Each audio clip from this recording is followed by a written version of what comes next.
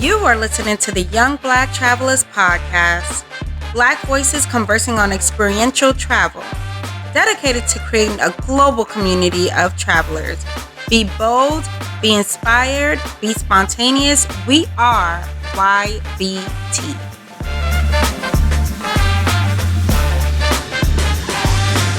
Wow. Welcome listeners to another episode and a new season of the Young Black Travelers Podcast. My name is Asshur Cunningham and I am the founder of Young Black Travelers. You know what? We're so excited to honestly be doing these video podcasts with you, the audio podcast as you have been listening to all these seasons, and we're stepping into a new lane here with video. But you could see on your screen, we have someone, like we always do on our podcast, a new guest. And I'm going to let him introduce himself. So, Herbert, I'm going to pass it over to you to intro yourself. Thank you, Asha. Good evening, folks. My name is Herbert Senior. I'm the Director for Academic Advising in the Colin Powell School at CCNY, which is actually Asha's alma mater. Yes. A proud graduate of CCNY and Colin Powell School. Yes, proud graduate of CCNY and the Powell School. Listen, and that was actually my introduction to travel, study abroad. Well, not travel, but study abroad and discover the world. Hence why we have these conversations to really encourage you, our listeners, to go and explore your world. And Herbert, we're going to talk about, I guess, his introduction to CCNY and his introduction to working with students who've studied abroad.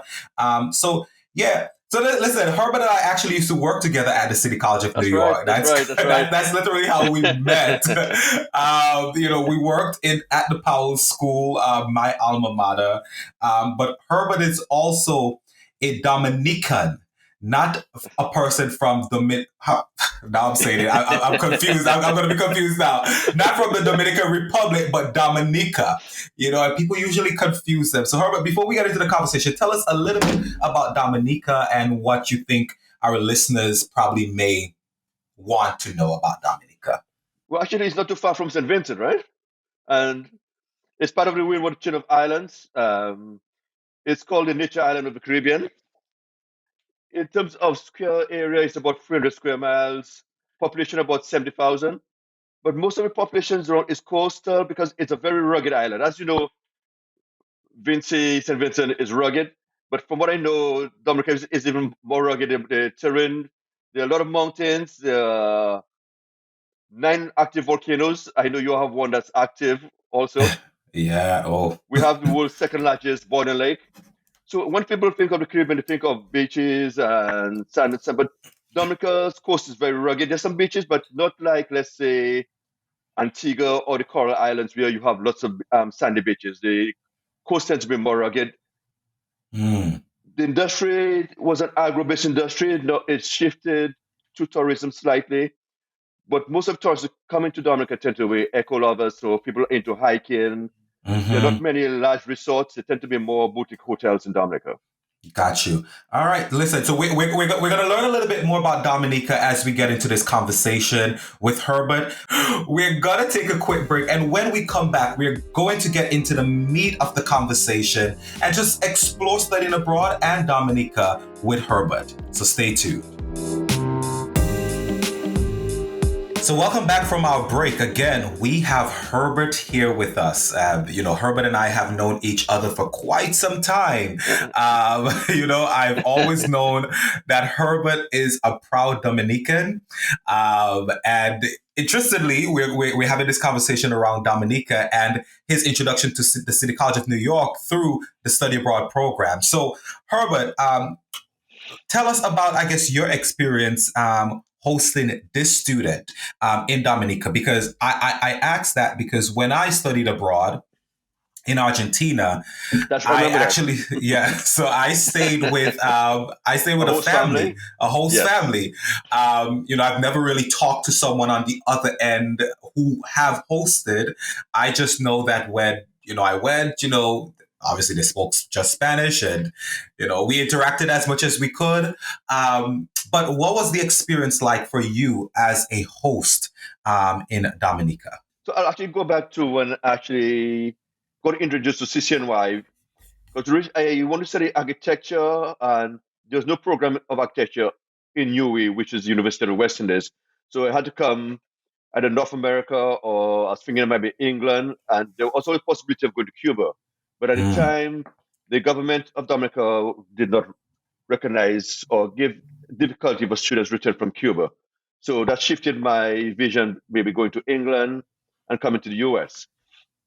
It so happened that a group of students who were doing study abroad from City College visited my sixth form college in Dominica, and one of the students was a student of architecture. So I got to meet him and talk to him about the architecture program at CCNY. So that encouraged me to apply to City College. wow. So that's how I started at City College. And during my first semester, I met a friend who's actually one of my best friends right now. He's Mm, from actually from Portugal, and he was studying film at CCNY. wow. And maybe 2 years after I started at City College, there's a program, a study abroad program coming to Dominica, which Mm, my friend signed up for. Just at the time I was going home to visit my family, so I actually hosted my friend and was part of the group when they went touring the island. I would meet with them. The local historian in Dominica was a good friend of mine. That's Leonard County Church. He's actually one when I was actually coming to study architecture. Before I came up here, I had a good friend from Trinidad. Incidentally, my family's both from Dominica and Trinidad. Half my family's from Trinidad. My dad's side of the family's from Trinidad. You're So Trini. yeah, Trini so there's Dominica. so there was this friend who was from Trinidad but studying in Dominica, and we went to school together, and we were both going to study architecture. Mm, However, before going to come to study architecture, we did a couple of tours of the Caribbean. So we went to St. Kitts Nevis, Antigua, Guadeloupe, Martinique, Barbados. We did a tour looking at different Caribbean architectural styles. mm, And the local historian was friends with folks with historical sites throughout the island. So back then, there was no email. It was a letter writing. So he wrote letters of introduction to me. So I'll take this handwritten letters to the folks in islands that I'd visit as the historians, mm. and I got to meet them and interact with them. So that's what my sense of traveling through the Caribbean. But even before that, my dad worked in Antigua at the time in the oil refinery. So I was always going back and forth to Antigua. Mm. And since my family stretched from St. Martin down to Trinidad, Guyana, I was always visiting islands. So traveling was something that is part of me. Wow. I don't hear St. Vincent in there. Well, I have cousins in Vinci. I've cousins in Vinci also. Yeah, I'm cousins in Vinci. Yeah, yeah, Listen, well, your family certainly spans the yeah. Caribbean.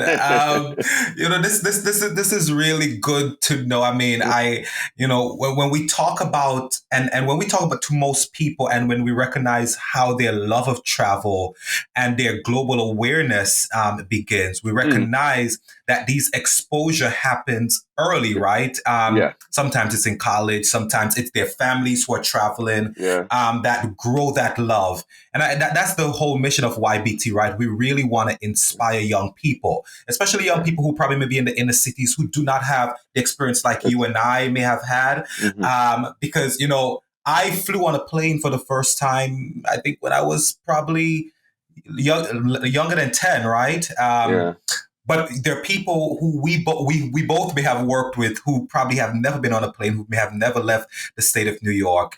But it's encouraging to hear stories like yours, which is an addition to why the work that we do is so yeah. pivotal, because early exposure is important.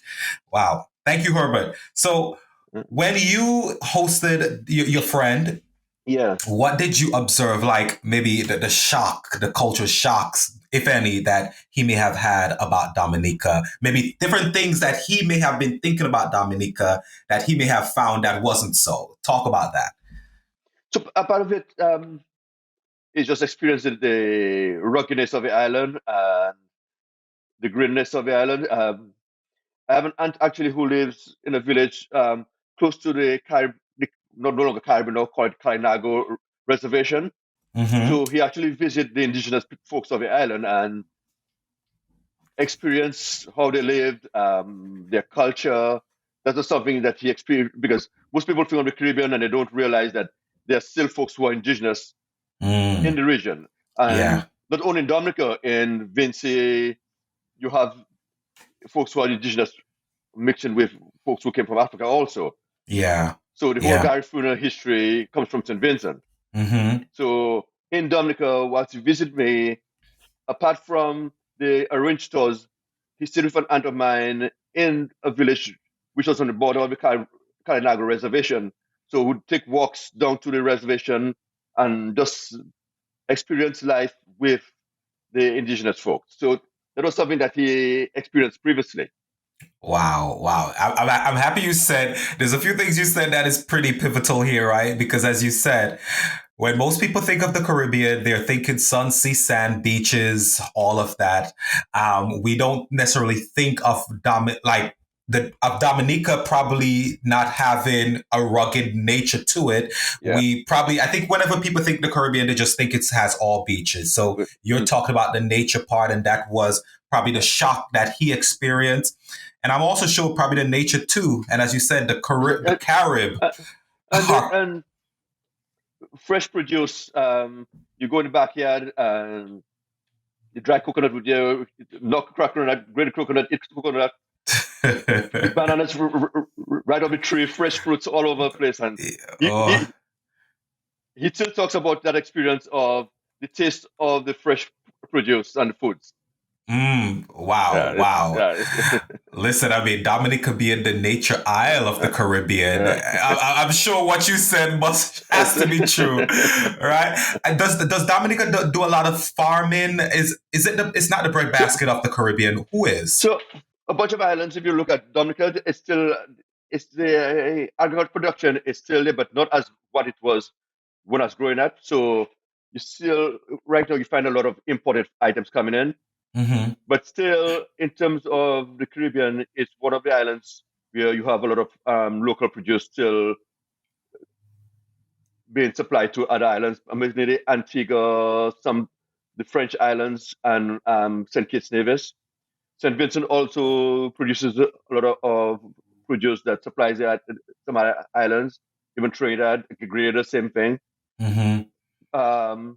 So, as you know, Vinci, you have a lot of arrowroot. Mm-hmm. Dominica, a lot of citrus, dashing, banana still, Grenada, spices, cocoa. We all come together as a collective. Yeah. Yes. So yes. we're one island, but then we all have something special, but we all have a greater force together. We all have a shared history. Yes, yes. And what would you say? So when you took your friend or the study abroad student to now experience the now Kalinago, as we call them, their village, what would you say was probably the most shocking, surprising thing that you remember him learning in that experience? Just the ruggedness, some of it is fastest of the land, because we come from New York, we're from Portugal. There's a lot of development taking place there, right? But then it's still at that period, there's still a sparseness and emptiness and a ruggedness to the island. Yeah. So you go from the urban center, but then go into the villages. You go for long periods of time when all you see is the river, mountains, and a green, and you drive through the canopy of the rainforest.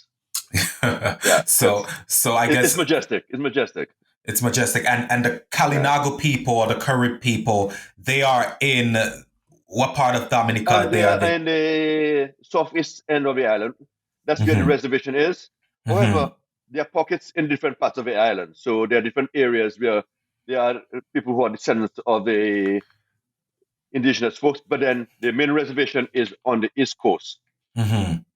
Okay. And so so thinking about students who may be interested in studying abroad, and probably let's say we're gonna think that Dominica may be a destination that they should visit.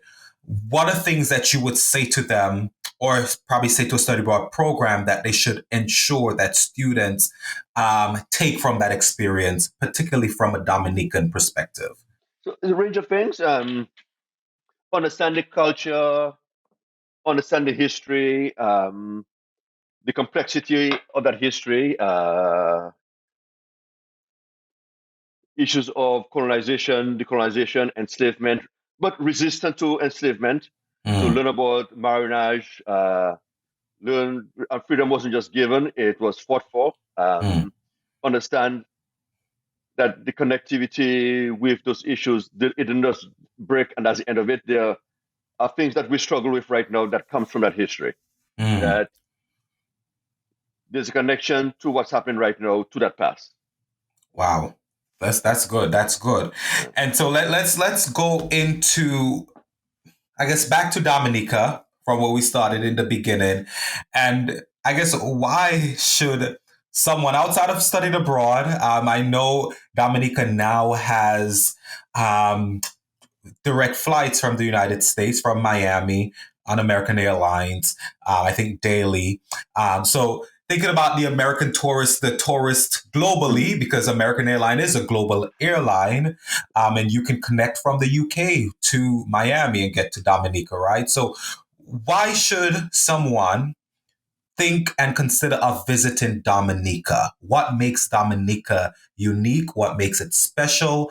Maybe even what makes it different from most of the Caribbean islands? What stands most for me is the natural beauty of the island, but also the culture that we bring forth. The music that comes from Dominica right now is bouillon, but before that, we had what we had called Kana Slipso, which actually was a mixture that comes from the 70s of Haitian compa music and Wow. calypso from Trinidad. So Dominica has been an exponent. It's a small island, but in terms of the musicality coming from that island has been amazing. Hmm. It's been a big producer from the 70s with bands like Gramax, Exile One, and tons of what happened would happen. A number of groups would go to the neighboring islands, Guadeloupe, Martinique, to do recordings and the influence of French compa music. So the connectivity of the Caribbean comes together in several ways, and it shows you have compa music from Haiti and calypso from Trinidad that influence, and Dominica making his own. Um, Actually, just recently with the development of the musical form called Bouillon Music in Dominica, we have that big hit a couple years ago with Skinny Fabulous from St. Vincent and a producer from Dominica with that song Family and that whole group of guys from Trinidad. So you have got a producer from Dominica, somebody from St. Vincent, and a whole Trinity crew creating Wow. something. So you see the connectivity of the islands. But beyond that, in terms of its carnival, Dominica has a spontaneous carnival, Hmm. same time as Trinidad. Okay. Uh, so in terms of the market, it's not as big as Trinidad, but in terms of the festivities leading to the carnival, it's amazing. You have the whole series of calypso tents. The steel band is not as big as it used to be, but we have something Hmm. called Lapo Cabwit. And Wow. Dominica, in terms of language, we have an Afro-French Creole spoken, similar to what's spoken in St. Lucia. It's understood. We can understand folks from Haiti, um, also Guadeloupe, Martinique, Seychelles. So there's that Wow. genesis of African languages, French coming together. So Lapokabwit means the skin of the goat. So we had those drums in that period. So there are these percussion groups going for the streets before the actual carnival. What we'll have say practice. So Hmm. before the actual jump up festival, you have to remember and figure out how you're going to jump up, right? Lapo But Cabwe. so it's just an excuse to have a good time. Wow. Wow. Listen, Herbert, this is good. And that's why we do these podcasts, right? I mean, yeah, we started from the study bar perspective, Yeah. but now we're getting into the culture, have gotten into the cultural aspect of Dominica. What you just said, I don't think a lot of people think about. Well, I would say I don't know if a lot of people know much about Dominica, right? Because Yeah. people usually confuse Confusing. it with Yeah. Dominican Yeah. Republic. But also we talked a lot about the cultural diversity of the Caribbean, right? Hmm. And you've just pointed out the closeness to Dominica, to Saint Lucia, to Haiti, to the French islands, right? Martinique and Guadeloupe, which is, I think, is an interesting and important classification. Even though Dominica is an English island now, and when you learn about all this, you probably recognize the deep Yeah. history as to why all of this came about, right? Yeah. Like Yeah. Yeah. here is an island that speaks English, has this French Creole history. I'm sure that's a lot of things that people, when you go to Dominica, you may want to learn, and even before you go, try to learn about, because what you just said is pretty important. I actually didn't even know you guys had your own music. What is Yeah. it Yeah. called? Booyah, So booyah, bouillon. And you should bouillon, look it up. Yeah, bouillon.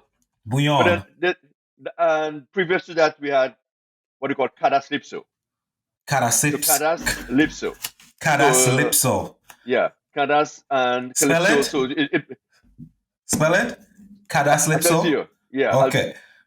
Cadaslipso. Okay. Wow. This is listen, thank you, Herbert, for that. I mean, I've been educated today, and hopefully the listeners, you learned something new today. So I would say, honestly, based on what we just learned, this is, I think, a reason why you may want to go to Dominica. The truth is, when I even think about an island like St. Vincent, whose history with the French started I would assume, way before Dominica, or ended way before Dominica, because the English would have obviously colonized St. yeah. Vincent ages before, and I'm sure your colonization is later, hence why all of your language and all of that happened. Is So that so? similar to Saint Lucia, you have the back and forth between the English and the French. Mm-hmm. So although it's actually colonized by the English in later years, there's still influence of the French because of the time that the French spent there. So if you look at place names in Dominica, simply you might have Soufriere in Dominica, in Saint Lucia, and in Saint Vincent. Ah. And in Guadeloupe also, there's a Soufriere in all, and it's a sulfur spring. Soufriere That was going to be one of my later questions to you. So Why? it's that influence. Yeah, it's that influence. So it's the French influence why the French With has that name, named yes. all of these islands and these volcanoes This Soufriere. volcano Soufriere, yes. Yeah. Wow. Okay. So before we close this segment, Herbert, so just tell us some of the major tourist sites that a person should look out for in Dominica when they visit, that they should put on their list. Certainly. If you're a hiker, trekker, one place you have to visit is the Boiling Lake. That's the world's second largest boiling lake. It's a 3-hour trek from the village up to that boiling lake, and you have to go through the Valley of Desolation, through rivers, and but when you get there, it's an amazing sight. Wow, the boiling lake. The boiling lake. Okay. The Trafalgar Falls, and the several, because of the terrain and the number of rivers we have. There's the Indian River. If you like snorkeling, there's Champagne. There are a bunch of places. If you're into history, there's Carbrits and Fort Shirley. We also have, in terms of history, the Jacko Flats. And Jacko Flats was where Jacko was a Maroon, had set up a camp. So it's in the interior of the island, in a rugged area. And what these Maroons did, they built, they cut steps into the rock to get to their site, to the campsite. Good. Wow. So Visit Island is good to visit the historic sites, natural sites, and also the Kainago Reservation, where you can visit and look at the traditional houses and craft and arts of that culture. Wow. Listen, Herbert, as I've said before, Dominica was on my list before, but I think even today when I was doing some research, I had not heard about the Boiling Lake. And so now I think, honestly, for me, that's one of the things like I really want to go see. Get your ticket. Listen, it's booked. Hey, I'm coming.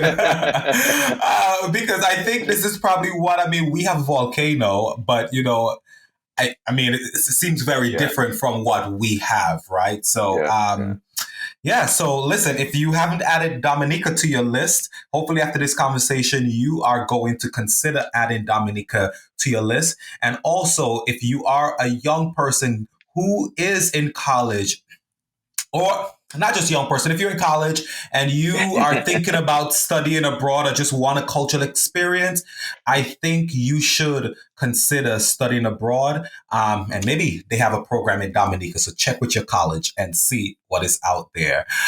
So we're going to take a quick break. And then when we come back, we're going to wrap this entire conversation up with Herbert on Dominica. So stay tuned. All right, so welcome back to the close of this episode. Thank you for sticking with us through this entire conversation. Hopefully you have learned a lot about Dominica and studying abroad, right?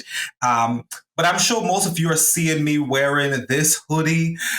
Just know that YBT has merch. Maybe by the time you're listening to this podcast, all the merch will be gone. But just stay tuned. We'll have a bunch and a set of new merch that will be coming sometime soon for the summer season. So stay tuned for that. These are our gold and black hoodies. And for the summer season, we'll have a new set of merch for you. But like we do on all of our episodes here at Young Black Travelers, we take the time to shout someone out. They could be a follower, but we usually want to shout someone out from the island, the place that we are talking about. And today, I think it just makes sense to shout someone out from Dominica. And, doing a little bit of search, I found this Instagram page. It's called Nature Island Nikki, and it's NATURE_Island_NIKKI. And she is a Dominican, and she was called to the bar. She's Dominican. She works as a lawyer, but she has amazing pictures and photographs of her travels, and many of them in Dominica on her page. So if you probably want to learn a little bit more about the island, the beautiful nature isle of Dominica, just go on over to her page and get all the information you need there, and maybe she'll also be able to help you if you can't get on to Herbert. All right.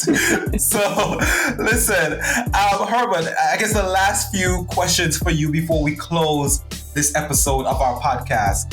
I know Dominica is obviously just opening up itself to tourism because it was, just like St. Vincent, it was focused on agriculture. And so Dominica is, as we talked about earlier, the nature isles of the Caribbean. And so do you think, with knowing this, and we've heard many times that tourism can damage, certain ecosystems. Do you think that Dominica should open up, maybe on a large scale, as people would be hoping now that it has pivoted to tourism? What's your take on that? It's complicated. There are a lot of people who think that there should be an international airport and access for direct flights. But the consequences to that development. You don't build an international airport and not expect the development of tourism and hotel industry. And that means access to certain lands is going to be lost and folks are going to get displaced. You look at a place like St. Lucia and the development of beaches and coasts and the access of a local population to something that you could walk through freely. So on one hand, it's majestic, it looks, we name it development, but development for who and who has access to these gleaming hotels. Getting a drink, getting food is not what somebody local can afford. So it means you are the service to somebody who comes to use that facility. So there are jobs, but what kind of jobs does it provide? So it's something that has to be fully understood, that if you go in that direction, there's consequences. So how do you mitigate these changes? Who do you serve? Whose facility is it? Who's making the money? And where's that money going to? Is it staying local? Is it going out?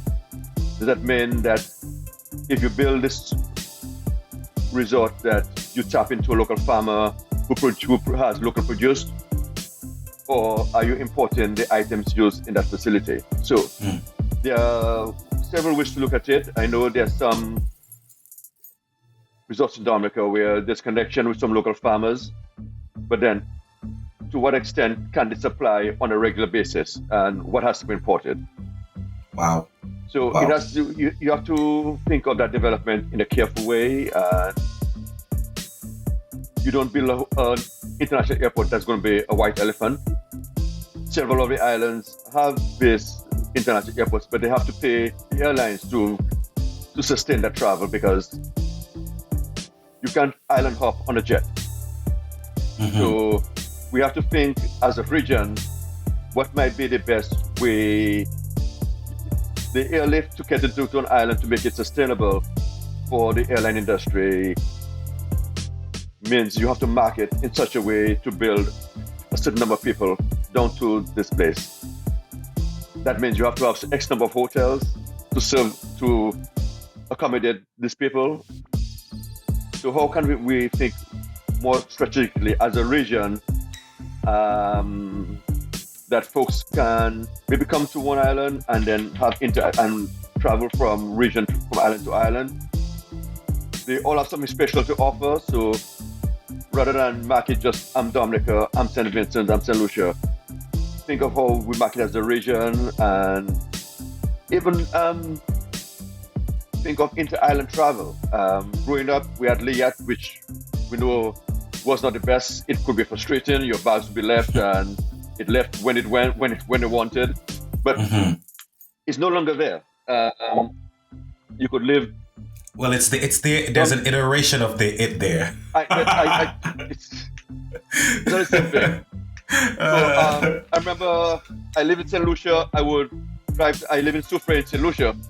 I would drive down to Castries to get something, and then I see a cheap flight to Dominica for $50 US. I'll pack my car by my cousin and hop to Dominica for the weekend and then come back. Really? Right now, to get to Dominica from St. Lucia, I have to go to Antigua. It's not easy to get to island hopping. Is not the same. Wow. And that connection with our region is important, that we have that energy, we have that historical connection, that we maintain it and facilitate travel. So, for example, from Barbados to Dominica, it's cost me almost the same as from Dominica to New York. Wow. So we have to think of how we can enhance inter-island travel and think long-term and strategically how, if that's the way we go, it's developing a way that we have control of the industry in some way. It's not somebody building some mega hotel. We have to have some local control, maybe local boutique hotels, some way that locals can benefit from that industry in a positive way. Wow. Herbert, you said a lot of powerful points. One of the points that I definitely, so your answer to the question is that it is complicated, right? Because when we think of development comes with a lot of other things. And we had a whole podcast episode. A lot of what you said made me think about back to the podcast episode we had about Black Panther and digging into the themes of Black Panther. I could see a whole college class being taught on Black Panther and all of these things, right? Because a lot of what you said was what we talked about when it even comes to development, who owns the resources and all of these things, right? So it is complicated. Hopefully a lot of the governments answer these questions. Well, the government of Dominica answered that question. But I think another point that you raised that I think is pretty important is, and you've echoed this throughout this entire episode, is how connected the region is, right? And, right now it is true that the region is at a place where it is not as connected as it was before. And it should be extremely connected. And we literally live in a world where people travel a lot, right? And we go to many different places, but the Caribbean islands or the Windward Islands, it's just really hard to get around these islands or just many places in the Caribbean. So we need, I guess, the governments of the Caribbean and the people of the Caribbean need to really think long and hard about how we can make connectivity a reality, because it is important for tourism, it is important for development, and it's just important for just the culture of the region to continue to be where it was. Thank you for that. Thank you. And we shouldn't limit the connection just to the English speaking, because when we think of our history, we think of ourselves as different from French, from Spanish, but we're all connected in a way. So we all should learn each other's languages to facilitate that connection. Correct. No, you're right. We should think of ourselves as being multilingual, so you can go to Guadeloupe and interact with our brothers and sisters in this island, go to a Spanish-speaking place and interact with our Afro-Hispanic folks also, and experience and deal with them also. Yeah, hence the reason why, again, we do this podcast, because we are echoing that traveling is important. And even within the islands, study abroad is still a thing, because I actually remember my sister studied abroad when she was in St. Vincent. She studied in Martinique. And so maybe there's a thing that, within the islands, we need to continue to enforce the importance, as you just said, about people going to different places and connecting with each other. Again, study abroad is another way that could be done.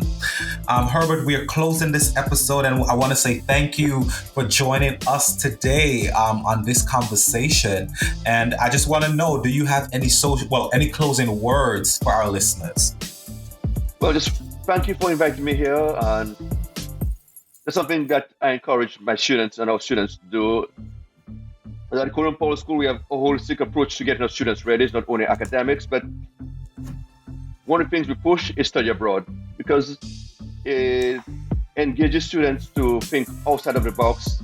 It challenges them to explore, to meet others, and to think differently, to be challenged. And with that, you grow. So it's an experience that you'll have with you for a lifetime. It's a memory. You travel, you meet people. I was in Brazil over summer, and I made connections, and I'm texting and going back and forth with folks right now. I'm actually auditing a Portuguese class right now, just so I can communicate with folks. Because if we limit ourselves to just an English-speaking folk, we have to realize the African diaspora is broad. We have folks who speak Spanish, French, Portuguese, Dutch. So we have to be connected and don't limit ourselves to just one region. Correct. Yeah. Thank you so much, Herbert. And if anyone wants to reach out to you, do you have any social media that they can connect with you on? I have an IG, but I don't update it as much as I should. So I actually haven't posted anything from Brazil yet, but they can DM me on my IG page. Definitely. Drop your IG for our listeners. Yes. I'm searching for it. I don't use it that much. Thank you. Herb Roots 13. Oh, 13. Okay, Herbert Roots 13. So if you want to connect with Herbert, if you have any questions for him, maybe you have questions about studying at the Colin Powell School, studying at City College. Maybe you want to reach out to Herbert. Maybe you have questions for him about Brazil. Maybe you have questions for him about Dominica. Then you certainly should reach out to Herbert, and he will be willing and happy to answer you. But listeners, thank you for listening to us today. Thank you for tuning in to this episode of the Young Black Travelers podcast. We want to remind you that even though the pandemic is, well, now they're about to end it officially here in the US. And so even Whatever though that whatever that Be means, careful. right? So that's exactly that's our point. You still need to be careful. So we here at Young Black Travelers is encouraging you to continue to keep the sanitary practices that we know have kept us safe as travelers throughout the pandemic and even before. And if you haven't been doing them, we encourage you to wash your hands all the time. Cover your mouth. And if you feel uncomfortable and if you're sick at any time, wear a mask. This is how we know that we will continue to interact with each other and enjoy the travels that we all love so much. And we want you to know that you can continue to follow us and stay tuned to everything that we are doing here at Young Black Travelers. You can follow us on Facebook at Young Black Travelers, on Instagram at Young Black Travelers Blog, on Twitter at YBT Blog. You can visit our website at www.youngblacktravelers.com. And you can also listen to our podcast on youngblacktravelers.com. And again, be mindful. Be mindful of who's around you. Be careful. And honestly, we're in 2023, so the pandemic, as they say, is ending. So go out, live life, enjoy, travel. Have a wonderful day and enjoy. Take care. Bye-bye. Thank you. Right.